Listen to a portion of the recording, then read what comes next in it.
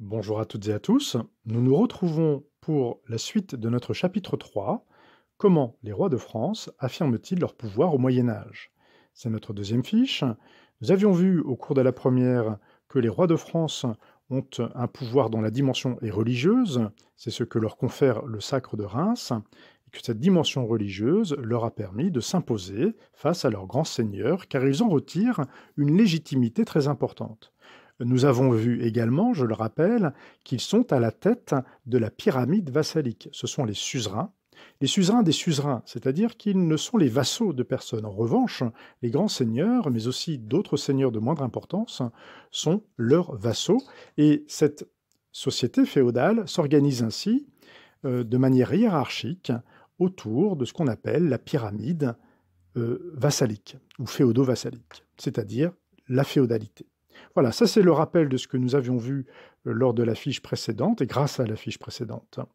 Nous allons avancer et nous allons dans un grand 2 voir que les rois étendent le territoire du royaume. C'est une des caractéristiques importantes de l'histoire de France au Moyen Âge, l'extension du royaume sous l'action des rois, par l'action des rois, sous leur règne.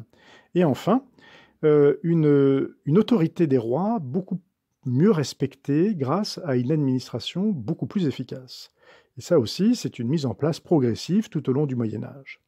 Donc je vous ai présenté ces deux grands titres, car vous devez d'abord les écrire dans le cahier, donc c'est l'occasion pour moi de vous rappeler l'importance du cahier, que nous poursuivons notre travail sur le cahier. Donc ici, nous sommes à la suite, vous soulignez en rouge les titres, et vous prenez ensuite le temps de répondre aux questions, de laisser de la place pour la correction, de faire vos réponses au crayon gris, toujours comme nous avions commencé à le faire avant la mise en place du confinement et de cet enseignement à distance. Cet enseignement à distance, justement, ça me permet de revenir sur la particularité de notre situation, elle vous amène à travailler, ou plutôt à vous organiser, à organiser par vous-même votre travail. Vous n'êtes pas tous dans les mêmes situations, loin de là. Par conséquent, il vous revient d'organiser par vous-même votre travail. Alors pour certains, et je pense que pour la majorité d'entre vous, il vaut mieux faire cette fiche en plusieurs étapes, de 20 ou 30 minutes par jour, pas plus néanmoins. Alors si vous êtes à l'aise et que vous voyez que vous réussissez bien et que les questions vous intéressent et que vous êtes embarqué dans cette partie de notre histoire, alors vous pouvez évidemment la faire d'une seule traite. Néanmoins, mon conseil est de faire les choses petit à petit, morceau par morceau, et c'est valable aussi dans toutes les matières, de manière à ne pas vous charger trop, à ne pas vous décourager non plus, si vous voyez qu'à certains moments, vous avez du mal à comprendre tel ou tel document ou telle question. Voilà, ça c'est un petit point de méthode, de façon à ce que vous puissiez organiser au mieux votre travail. N'hésitez pas à me faire remonter, à me faire part de vos difficultés, soit par message sur Pronote, soit lors de nos classes virtuelles. Alors, je reviens maintenant sur le contenu même de la fiche. Donc, les rois étendent le territoire du royaume tout au long du Moyen Âge. Nous allons donc voir l'agrandissement de ce royaume, même si la guerre de Cent Ans a bien failli le faire disparaître entièrement.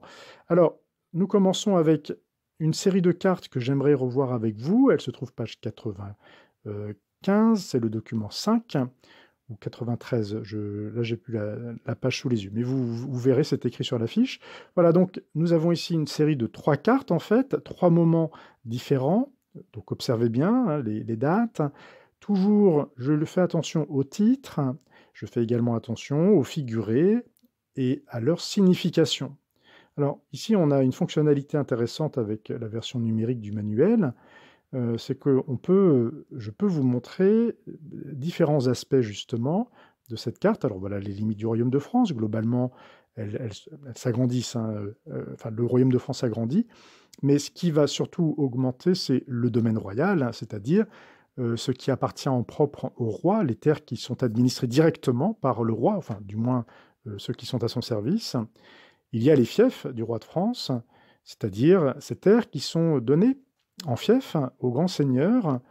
Si je regarde avec vous, je vois que le royaume d'Angleterre est donc bien présent, mais que le roi d'Angleterre a eu, au cours de périodes assez longues du Moyen Âge, des terres qu'il possédait en fief dans le royaume de France. Alors j'insiste là-dessus pour une raison bien simple, c'est que cela va nous permettre de comprendre, en partie du moins, cet épisode qu'on appelle la guerre de Cent Ans. Même si la plus grande expansion du royaume d'Angleterre en France, enfin, oui, dans ce qui est la France aujourd'hui, mais à l'époque on ne l'apercevait pas ainsi, c'était pas du tout perçu comme la France, hein. Le sentiment national est tardif, hein. Il apparaît plutôt à la fin du Moyen Âge. Il n'empêche que les rois d'Angleterre ont eu des terres nombreuses, hein, dans ce que nous appelons aujourd'hui la France. C'était l'époque des rois Plantagenets, de cette dynastie des rois d'Angleterre, essentiellement au XIIe siècle, hein, à la fin du XIIe siècle, comme vous le voyez ici. Voilà, je n'en dis pas davantage. Vous avez donc ce document-là, et la question qui porte sur ces trois cartes. Voilà. Vous aurez à citer un passage du paragraphe A, donc à mettre en relation un texte et les cartes, et voir quel est le passage qui illustre mieux ces trois cartes. Très bien, je n'insiste pas davantage, vous lisez bien les questions.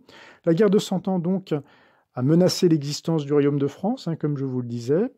Donc il est important que vous voyez, en lisant le haut de la page 90, qui elle oppose, mais ça je pense que vous en avez déjà une petite idée. Et avec la carte que vous avez, page 91, qui sont les ennemis du roi de France, vous allez comprendre que cette guerre de Cent Ans n'a pas simplement opposé deux royaumes, elle a aussi opposé au sein même du royaume de France plusieurs factions, et à tel point qu'on peut dire que c'est aussi, dans sa deuxième partie, une guerre civile. Vous pouvez aller plus loin, je vous y encourage, car c'est un moment important de l'histoire de notre pays, en lisant bien évidemment le paragraphe B, page 92, hein, ce qui me permet de vous rappeler que le manuel est une aide précieuse, un complément utile et important, et puis donc du coup de répondre à partir de là à ces deux questions, d'une part sur l'origine de la guerre de Cent Ans, pourquoi Édouard III revendique-t-il la couronne de France, et également un coup de projecteur sur ce personnage qui joue un rôle important dans la guerre de Cent Ans, à la fin de la guerre de Cent Ans, c'est Jeanne d'Arc.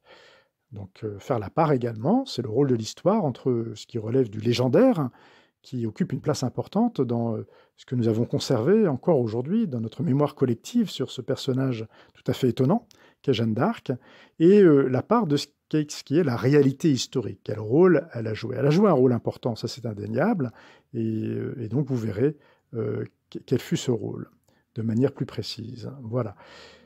Enfin, je vous invite à regarder l'extrait de cette émission Des racines et des ailes, qui porte sur la guerre de Cent Ans, et vous y verrez pas des reconstitutions, mais des explications sur certaines batailles, et puis toute une narration des grandes étapes de cette guerre, et vous comprendrez mieux pourquoi le royaume de France a bien failli disparaître.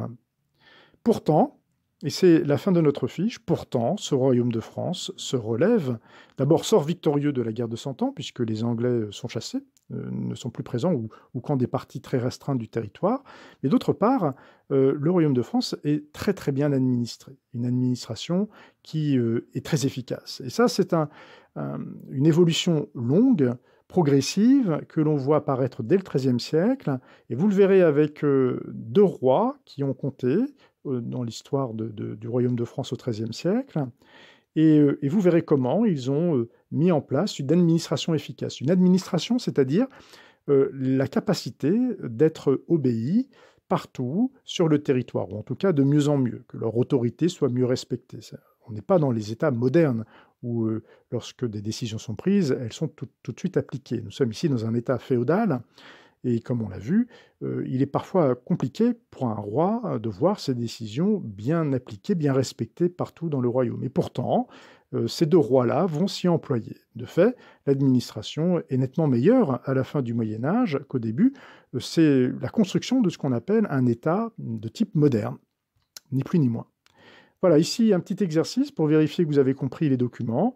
Vous placerez chacun de ces mots dans le texte à leur place, et vous recopierez bien évidemment ce texte. Pour terminer, vous expliquerez pourquoi on peut vraiment dire que, à la fin de la guerre de Cent Ans, le roi de France est beaucoup plus puissant, hein, c'est le document 4, page 93, et à nouveau, la page court, la page bilan du manuel, ici la page 92, on va la regarder ensemble, qui vous permet de bien comprendre ici l'essentiel de ce qu'il faut retenir de ce qu'il faut comprendre sur l'évolution du royaume de France au Moyen Âge. Voilà. Donc prenez le temps de la lecture. Inutile de recopier en revanche, c'est pas utile, mais lisez plusieurs fois, de manière à bien retenir ici l'essentiel. Voilà, donc vous aurez la correction de cette fiche donc à la fin de la semaine, et également un QCM que vous pourrez faire à ce moment-là, une fois avant ou après, enfin vous verrez, hein, ça n'a pas beaucoup d'importance, quand vous vous sentirez prêt. Éventuellement, pour celles et ceux qui le souhaitent, je proposerai un travail d'approfondissement sur la bataille de Bouvines.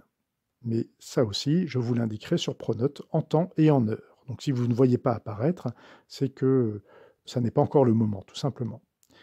Voilà, je vous souhaite un bon travail, bon courage également, et je vous dis à bientôt. Au revoir.